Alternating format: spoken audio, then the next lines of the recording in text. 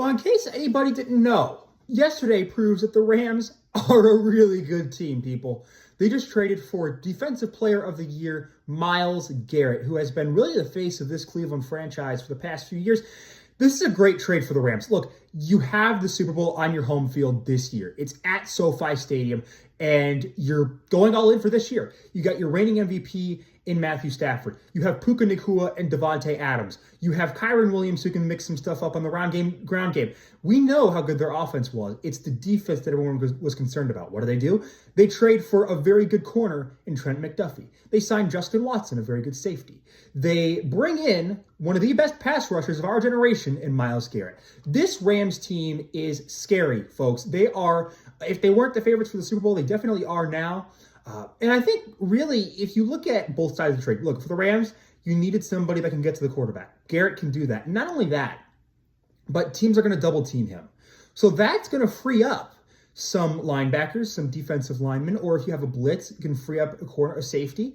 And if you're a corner, you know the quarterback, whoever it may be, whether that be Darnold or Brock Purdy, is going to have to get the ball out quickly because Garrett's coming. And if Garrett's not coming, somebody else is open, they're springing free. So odds are somebody's going to make a couple mistakes per game. And that's the point where the Rams secondary can feast. Added to that, you have the best offense in the league, got some of the best receivers in the league. This is a scary Rams team. Now for the Browns, look, I think this is probably the best case scenario for you guys. And I know that, a lot of people say, oh, you could have gotten a couple first rounders, but Garrett is 30 years old. And while I don't think he's going to have a big decline this year, he's not going to get 25 sacks like he did in years past. You got a guy that's a very capable edge rusher in Jared Verse. He is a Pro Bowl edge rusher with something to prove in his contract year.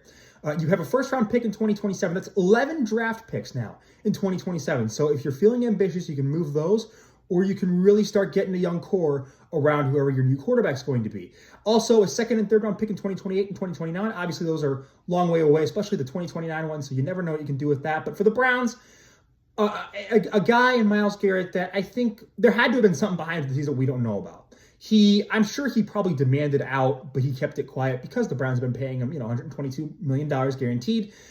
I think that for a guy that wanted out, I don't know if you could have asked for a better return. So for the Browns, you got more picks for your rebuild. And for the Rams, you got a guy that can help you win a Super Bowl. And not only help you win a Super Bowl, but dominate the team that's been your nemesis last year, the Seattle Seahawks, who you should have beaten at least once last year. So good trade for both sides. I get where Browns fans may be upset, but for the Rams, this is like a dream offseason for you.